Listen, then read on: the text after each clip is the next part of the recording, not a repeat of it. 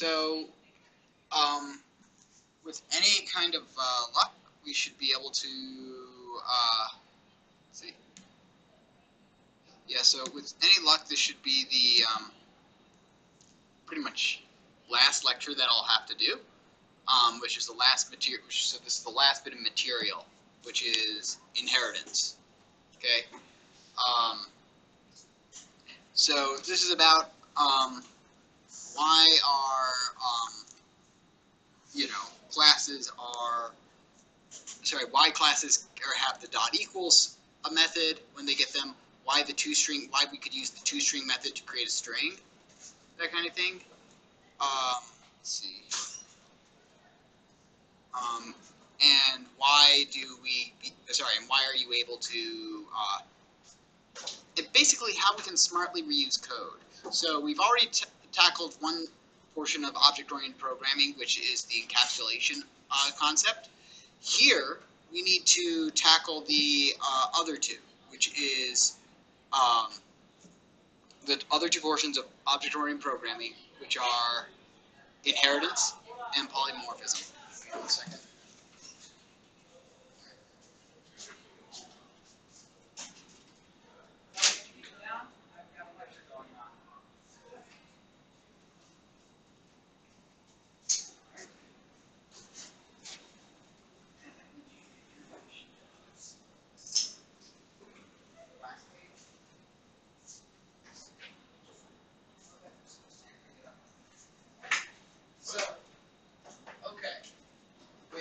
So we are designing a class called animal, and we're going to use it to build a whole lot of different types of animals. Okay. An animal is an object. Okay. There are two types of relationships between classes. There's the has-a and is-a relationship. An animal is going to be a type of object. Specifically, it is an animal that has a. We'll say that animals have a string.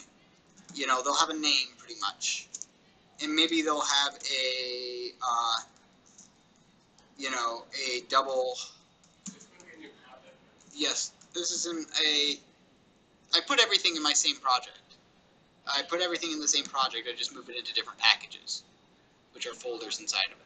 So this is in package inheritance. You can create a new project if you want. And in a private int size, which we're probably never going to use. The name we're going to use, right? We're just creating some random instance variables. In fact, forget the size. It was a stupid idea in the first place. We just care about name. Okay. All right. So let's also generate a constructor for ourselves. Public animal. So these are the instructions on how to build an animal. Okay. If we provide no name for the animal, we'll say that the animal's name is equal to Mr. No Name. Okay?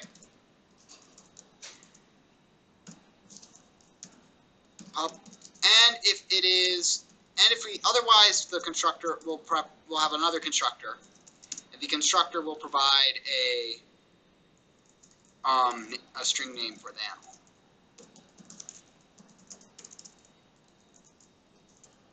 Right? Okay. So far so good. Let me just make sure I'm capturing the right thing. Great. All right. So we have, and then let's define some behaviors as to what animals do, right? What can an animal do? An animal can, let's say he eats, and that animals, they eat and they move, right? Now, we don't know what kind of animal an animal is. It could be any kind of animal. It could be anything from a lowly bacteria to a reptile, to some kind of reptile, right? And snakes move very differently than say cheetahs do, right? So I'm just going to write a very generic move method, which will go public void move, and we'll say that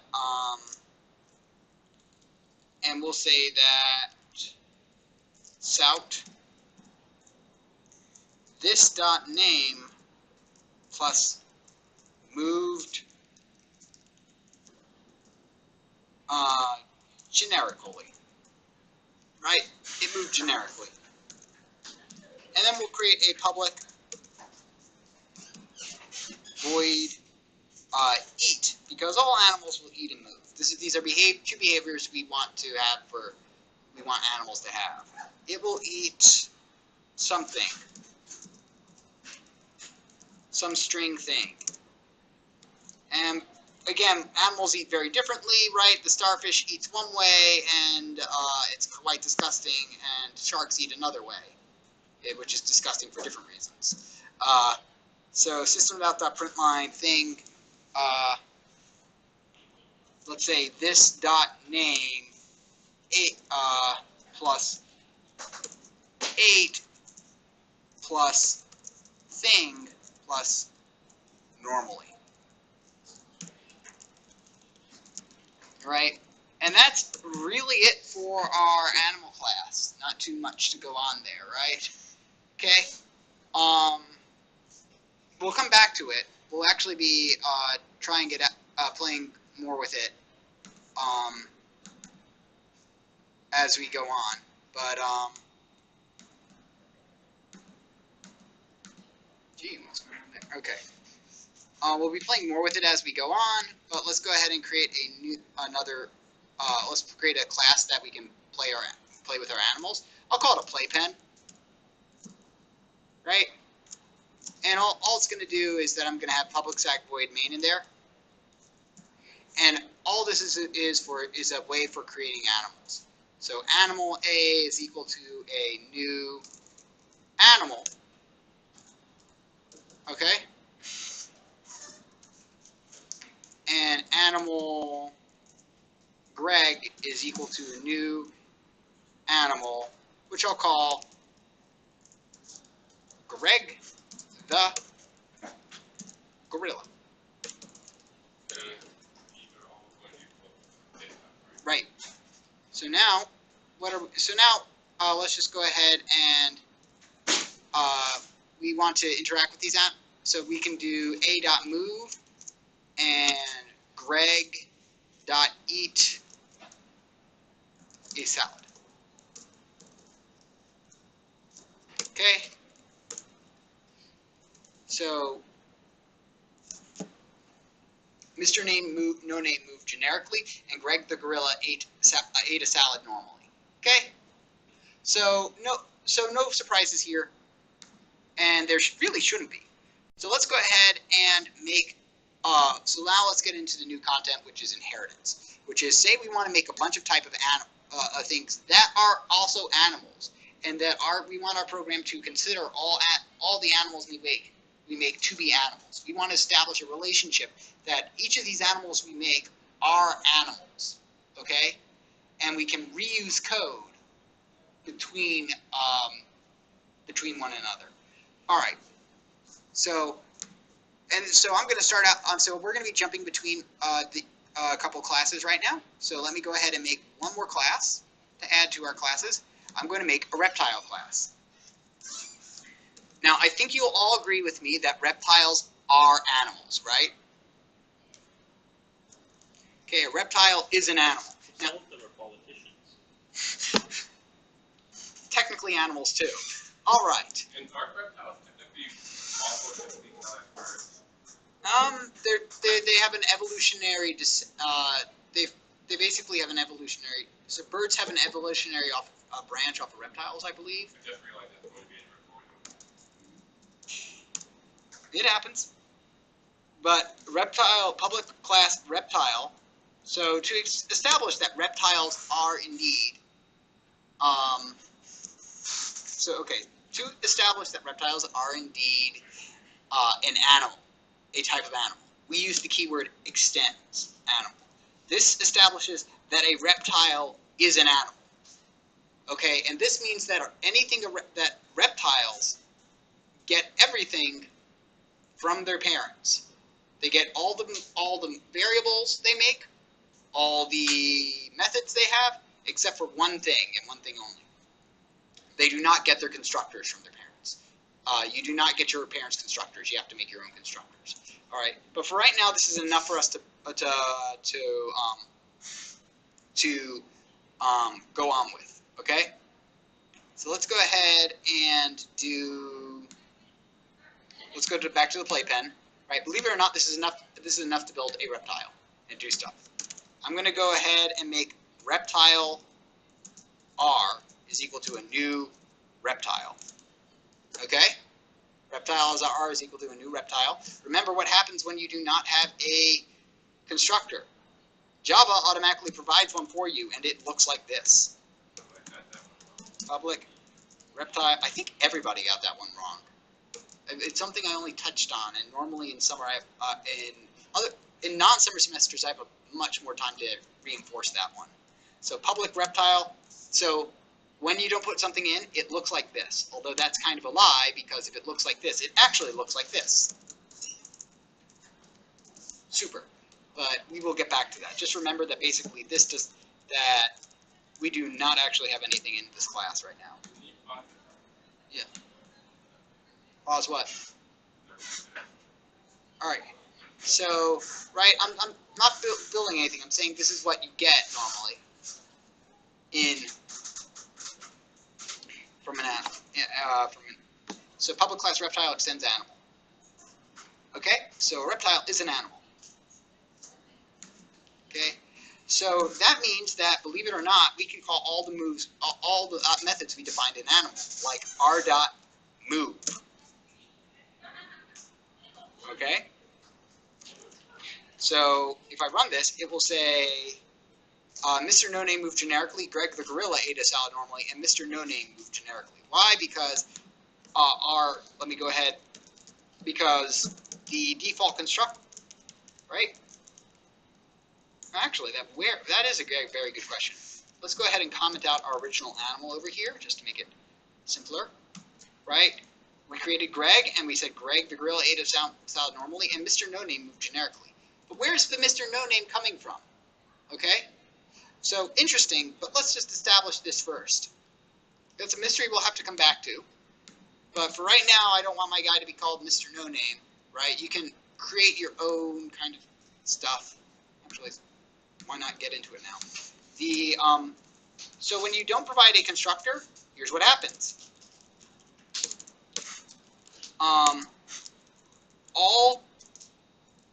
All constructor, basically if you don't provide a constructor, Java provides a default one for you that takes in no arguments. And at the beginning of every constructor's call, any constructor you write, including an animal, including all the constructors we've written so far, there is a implicit super call. What the heck does super mean? It means I'm calling the constructor in my superclass. Wait, superclass? What the heck? So what's going on here? Well, we've just established that a reptile is an animal. A reptile is an animal, right? It actually is able to pull this up. And an animal is a type of object. Right? Reptiles are animals. Animals are types of objects. And what it's doing is saying that if I don't have directions on how to build it, I'm gonna ask my parent, and my parent says that the way to build myself is to set my name equal to Mr. No Name. So I don't copy my parents' constructors. I just simply call mine if I don't have anything defined in there. And like I said, you call your parents' constructor as the kind of the first thing that happens, right? You notice that the super comment is the super call is commented out, but it ran anyway. Now let me put it in.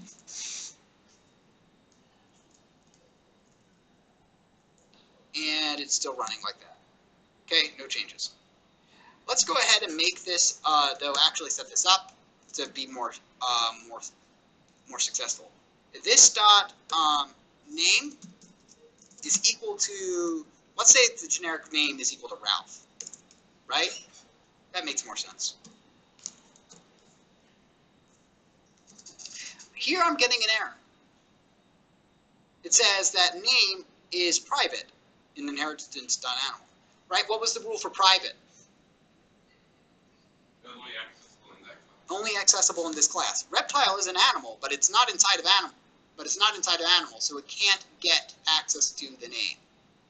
So we have a third word here, besides public and private. We also have a third one, which is specifically used for these cases, which is protected, which means it's accessible by me and my children.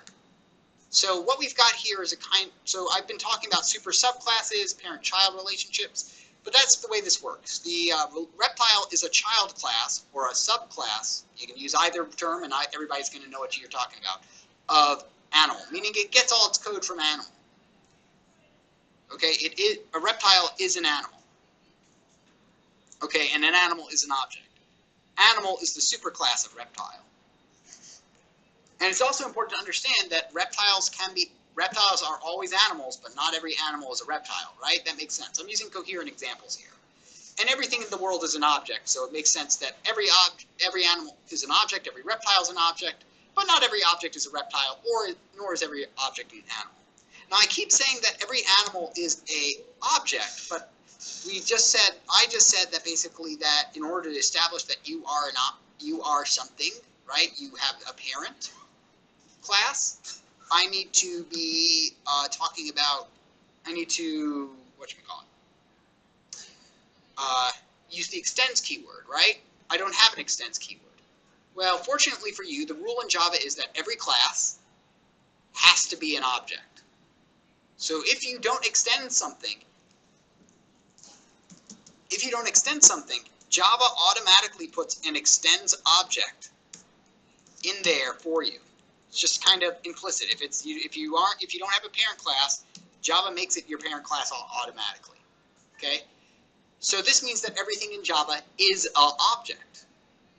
Right? Either you're inheriting from object because you're the top level class, right? Or you're a child class and your parent's an object. So now let's go back to our playpen, right? And run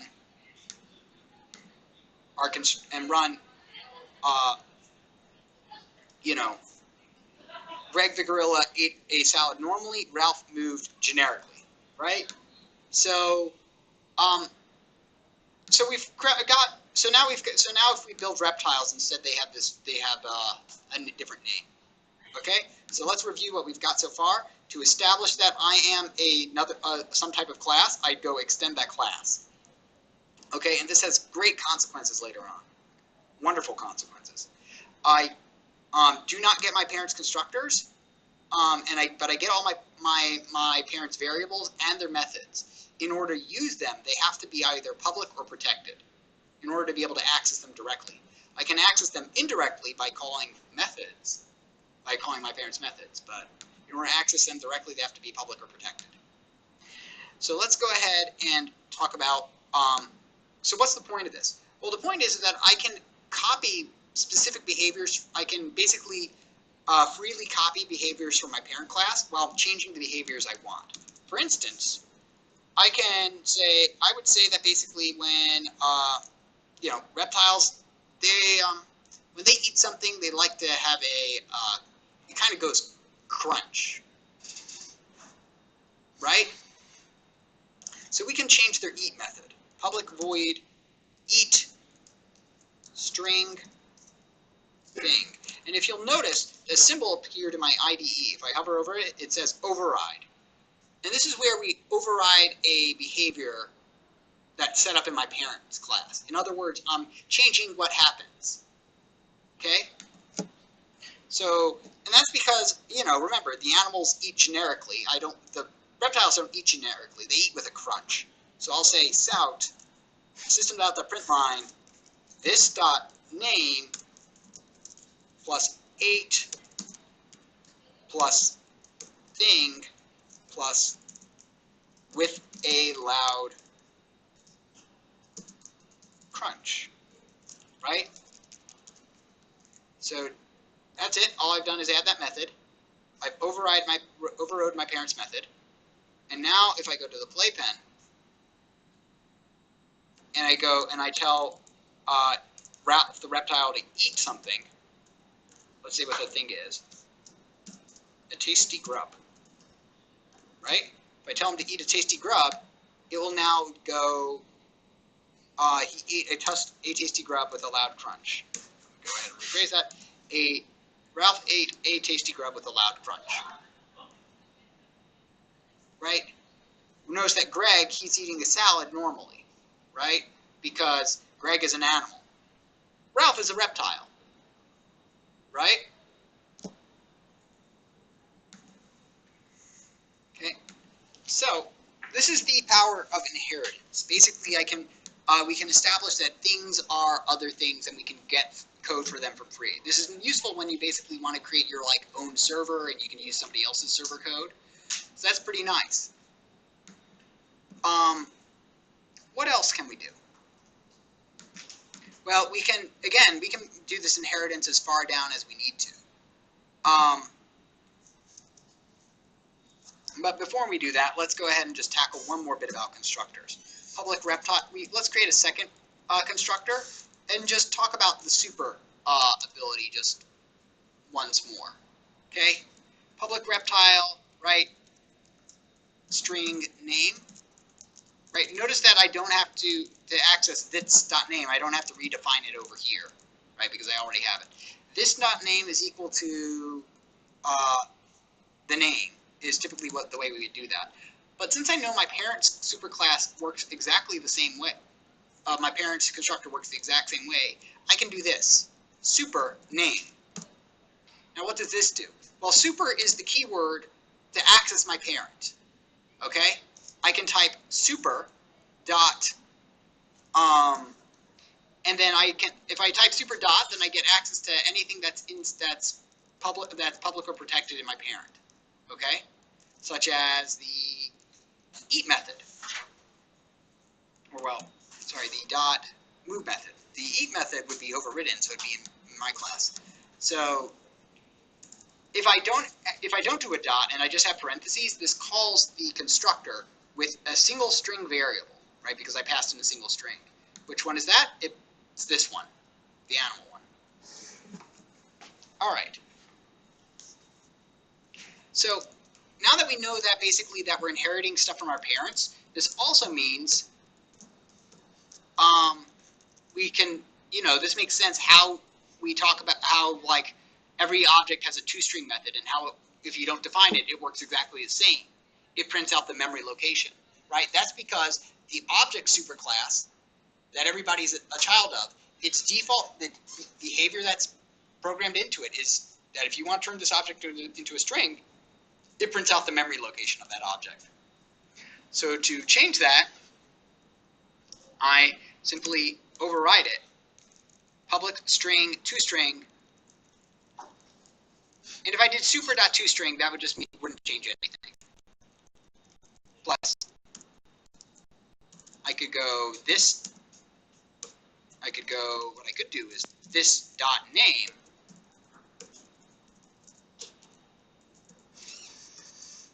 plus a space, plus a tab, right? And now if I were to print out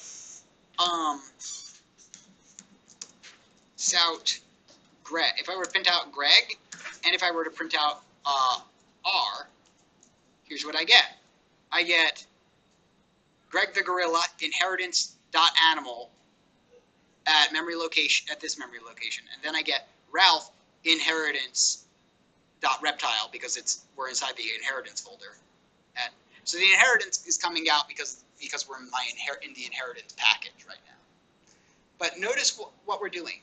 So here's how this whole thing worked. Okay. When you pass an object into a print line, it looks for the toString. Okay. So so we passed in Greg. Java looked and said, hey, Greg's an animal. Does the animal have a toString method?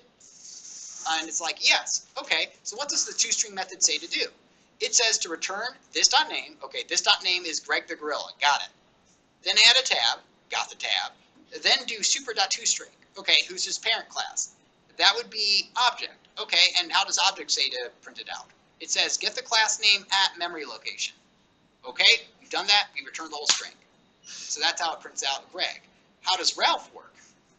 Well, Ralph is a reptile. Does he have a toString method? No, he does not. Okay? But Ralph is an animal. Ralph is a reptile, and a reptile is an animal. Does animal have a toString method? Yes, it does. Okay. So so return his name plus a tab plus his parents' toString method. Right? It does what's inside of the object class. We can further override that and go and just like return, and we can override an overridden behavior in our parent and go public string toString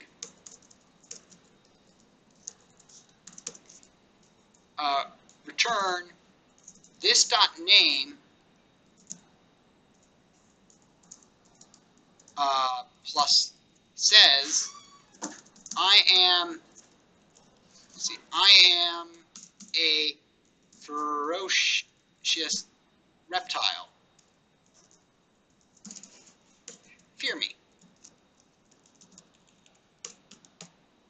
Right? And so now if I run the playpen object again, Greg the gorilla goes inheritance stat, but now when we try to print out when we try to print out R, it goes, well, it's a reptile. What's its toString method say? Well, it says to print out the name and then print out says I am a ferocious reptile. Fear me. Make sense so far? So all we're doing is just overriding features from our parents and keeping other stuff that we don't need to override. For instance, right, all reptiles move very differently. Some reptiles can slither, some scurry, some pounce, right? They move in all different ways. Okay? So let's go ahead and just make one more example as for what for inheritance, or we'll do a couple ones. I'll make a lizard class, right? And a lizard, everybody knows that a lizard is a reptile, right? So if we look at our inheritance chart, lizard is a reptile, which is an animal, which is an object. Make sense to everybody? Right? I'm using very clear and coherent examples because, I'm trying to use some biological and inherent, classification examples because those aren't intuitive to everybody. A lizard is a type of reptile, and right. So, and let's go ahead and make its own constructors. Right? Public lizard, right? Is, let's say that if we don't provide a name, this dot name is equal to let's call it Lizzie, right? And it gets this dot name because all animals have a name, and a lizard is an animal because it is a reptile, and reptiles are animals. Does that make sense to everybody? It gets it even though because reptile has a name, lizard has a name. And now where did reptile get its name from? It got it from animal, but that's okay. A lizard is an animal, right? So, and now let's create another constructor, public lizard, string name, and we'll just call our parents class super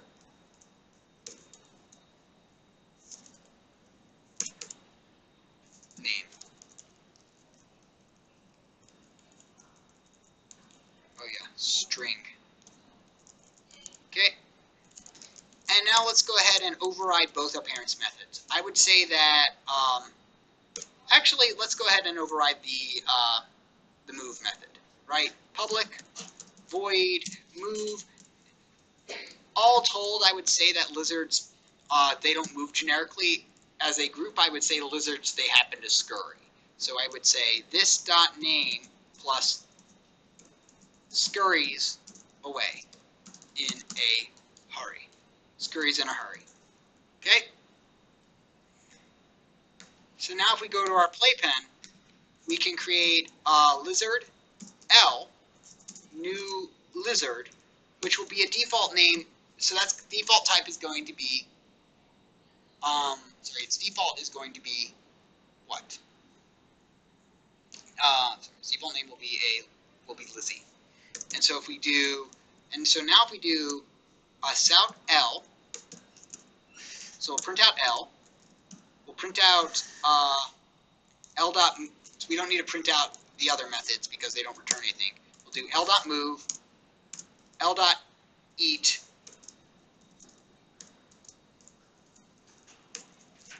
tasty lettuce. Okay, so now if we print this out, we print out, so if we print out lizard L, we go system.out.println L. Lizzie says, I'm a ferocious reptile, fear me. We got that instruction because Lizzie doesn't have a toString method, so we check her parent. Her parent has a toString method, so we follow the instructions in that one, which says to print out that she's a ferocious reptile and that she should be feared. Okay? Then we do L.move. Lizzie scurries away in a hurry. Okay? Right? Because that's the because we look and Lizzie has a move method there, right? L.eat tasty lettuce. Okay? Makes sense. And ate the tasty lettuce with a crunch. I'm going to do one more, okay? Just to reinforce a behavior, just to destroy a unconscious assumption on your part, which you may be making it, but it's dangerous. I'm going to make a snake class, okay? Now a snake is also a type of reptile. Extends reptile. Oops. Okay, a snake is a type of reptile, right? So Control H. A snake is a reptile and a lizard is a reptile, right? They're both children of the same class. Right? Makes sense to everybody? Scope. Let's see. Snake, reptile. Let's see. Is there a good graph of this or settings? Whatever. Okay, so a snake is also a reptile. So let's go ahead and do our standard stuff.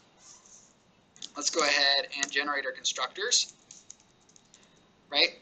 And here I'm going to select from our superclasses, snake. Let's call it this Sally.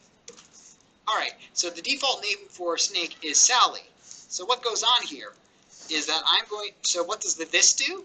Well, the this calls the, well, remember what happens, the way this works. Can't do super and then do this. The this has to be the first statement. This calls Sally, right? So this calls the constructor with a single argument, right? It calls the constructor that exists with a single argument. So it calls the snake constructor, which passes that to my parent constructor, which is the reptile, which passes that up to animal and says the name is equal to that. Which is if you follow the threads, it makes sense. Let's go ahead and make it snake. Snake S is equal to new snake.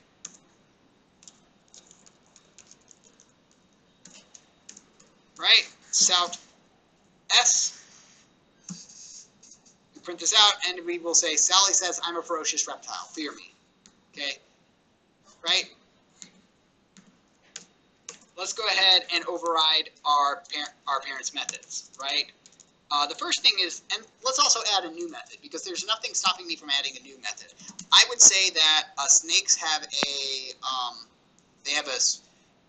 they do something just besides moving. They slither, right? Snakes, they slither. Okay? Sout this dot name plus slithers around. Public void move.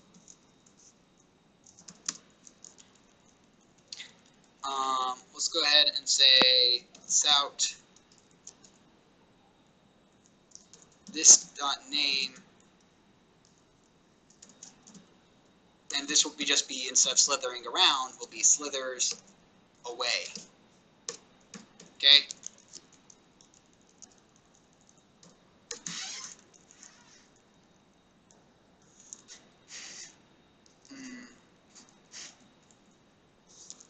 And then public void eat string thing sout this dot name plus constricts, right? Constricts this dot thing plus and devours it. That's how snake eat. Okay? Let's also, because snakes stereotypically speak with a hiss, right? What we'll do is that we will do public void. Our toString will be a bit different. Our public static toString we'll attach a hiss in front of our toString. Hiss plus super.toString. So now when I call so now let's see. Think. Not this dot thing. There is no this dot thing. Okay. So now if I go to snake s is equal to new snake, I'm going to print it out. It goes, hiss, Sally says, I'm a ferocious reptile, fear me. Right? Because what does it do? It looks at the toString method, it says, and the toString method says hiss, and then it attaches it to whatever, to what the reptile says to do.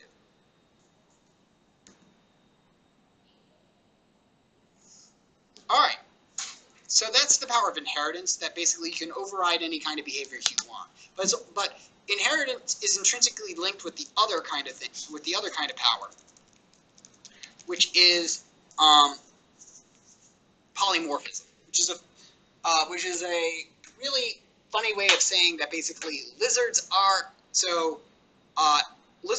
animals. So if an animal can do it, a lizard can do it, and lizards are animals, so they should be treated as such. So let's go ahead and take a look about how that looks like in a static environment. So one more class, new, this will be another one, Java class, polymorph. Okay.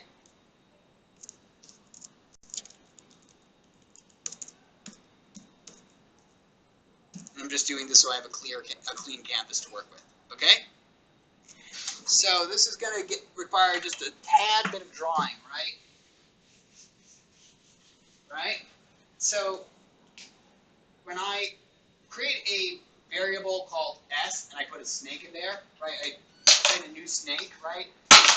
Technically what I'm doing is I'm putting the memory location of a new snake object in here, right? Right? And I say that this is a sort of a magic variable box that holds a snake, right? Okay? So let me create an animal. A is equal to a new animal. Okay? I'm going to create Ernie the elephant, right? Big animal. Okay? Right? It stores, so for this guy we store, you know, let's say, what's it called? So this is A, and it's of type animal. And this is a special animal box. It can store any type of animal, right? That means, right? So that means this actually makes sense. If it can store any type of animal, then I can store any type of animal in this magic animal box. That makes sense to everybody? So animal, let's call it L is equal to a new lizard. All right, everybody just see what went on there? Animal L is equal to a new lizard. Okay?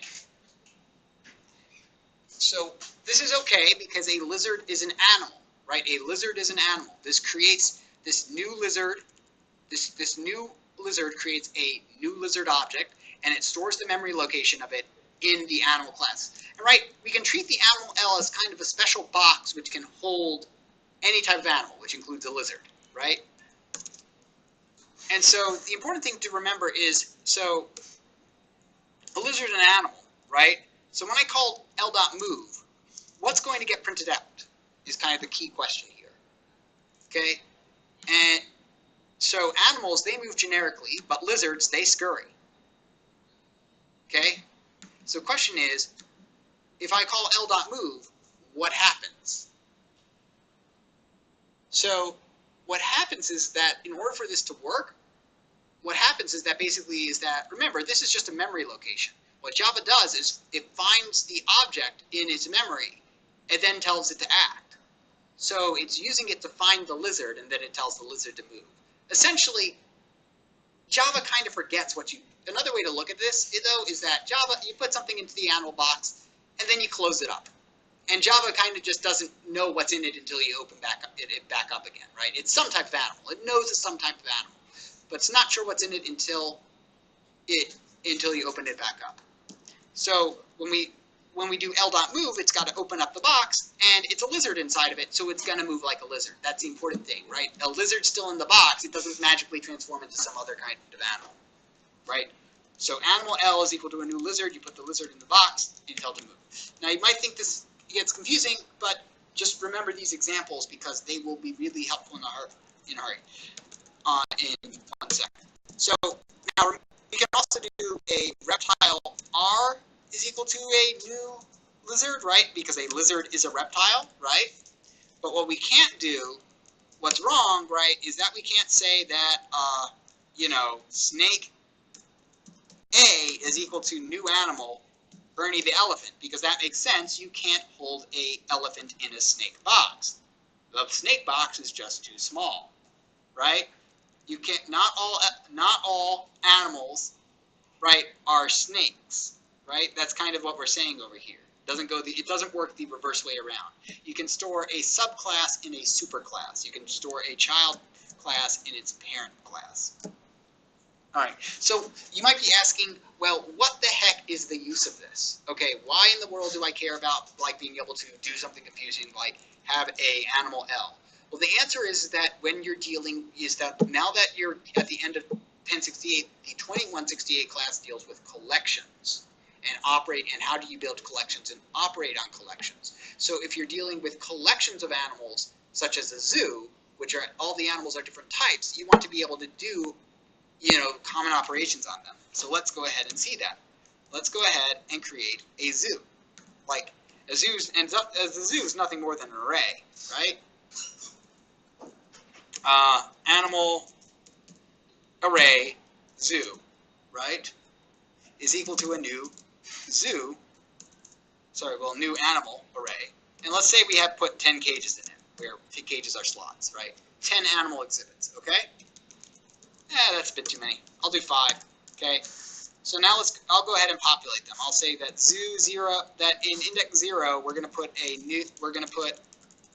go ahead and take Ernie the elephant and put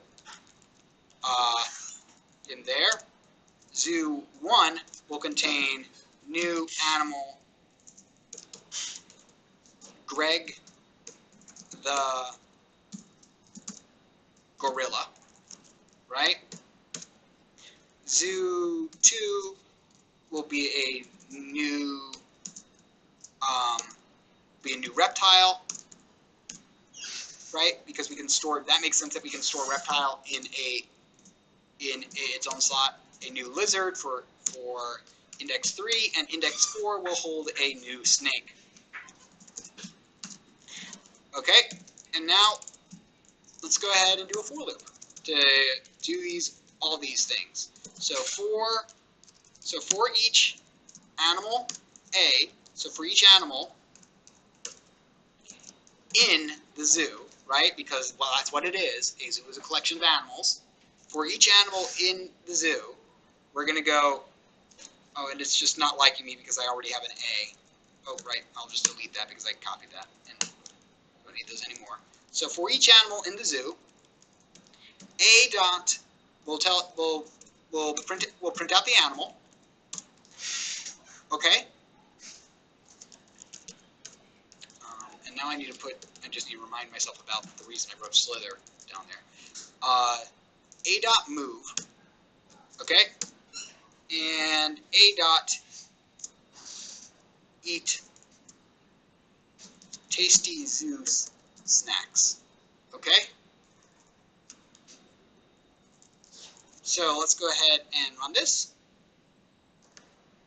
So Ernie the elephant is right? His toString is just to print out Ernie the elephant, and because he's an animal, that's what he does. He just does inheritance plus the objects version of that. Then it moves generically because it's an animal, and Ernie the elephant eats tasty zoo snacks normally because it's also an animal. Same with Greg the gorilla. He does the exact same thing. Ralph, on the other hand, is a reptile, so he says, I'm a ferocious reptile, fear me. He moves generically because reptiles do not have they don't have their own move method, so they use their parents, which is animal, right? And Ralph eats the tasty zoo snacks with the loud crunch because they do have their own special eat method, right?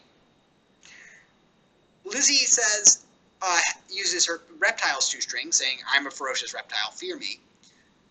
She has lizards, though. They have their own move method, okay? But not their own eat method. So Lizzie will scurry away in a hurry because it has its own move method, and it will eat using reptiles' eat method because reptiles have their own eat method. So what about Sally? Sally has hiss in front of its toString method is to add hiss in front of its parent's toString method. So it goes hiss. Sally says, "I am a ferocious reptile. Fear me."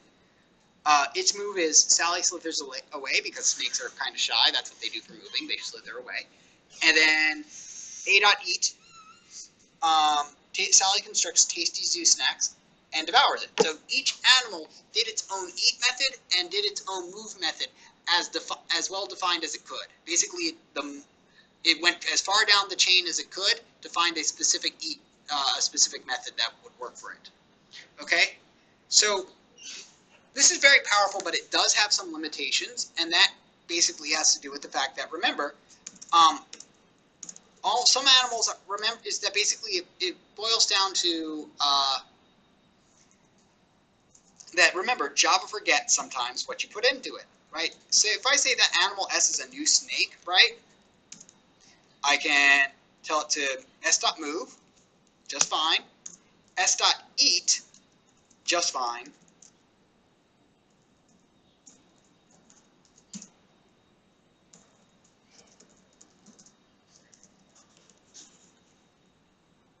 right? And that's no problem, because all animals can move and all animals can eat, right? But I can't tell it to slither. Even though it's a snake, even though S is a snake, right? Even though I put a snake in the animal box, remember, as soon as the statement is done, Java's kind of like, I'm not going to remember what's in it. It's too hard to keep track of everything, right? So, it's an animal container. Could be a snake in there. Could be an elephant, though, and elephants sure as heck don't slither, right? So, whenever you get this, it says it cannot resolve the method slither. So it says, hey, your solution is obviously you wanted to make a slither method in there. So how do I get around this? Well, you can cast it, right? You can say, actually, S is a snake, right? And this is just you telling Java that this type is actually a different type. And now this will work. But that's risky, right? Sally slithers around. That's risky because I could go over here and just switch this to animal later and forget that I had that whole snake thing down there. Mr. No Name ate something huge normally. Exception. Inheritance animal cannot be cast into a snake because not all animals are snakes, right? Here we're trying to say an animal is a snake, and that's not necessarily true. So that's the limitation. You can always cast up the chain, but not down the chain. Or rather, you can always cast to something, well, you can cast down to this thing in there, but if it's not in there, then you're in big trouble, rather. And you can always store something up the chain. So that's what it comes down to. All right? So I'm going to go, so believe it or not, this is essentially all I have the lecture. Sure, there's stuff about interfaces, but I really don't need to go over that until the very end because I'm not going to put them on the exam. inheritance will be on the exam, and your last assignment, which will be received today, will go over that. So you have the game of life, and then this last game assignment, which, which I'm just going to go over. I'm going to basically do a video for to introduce it to you guys. All right. I do want to go over, so I'm going to just quit this video.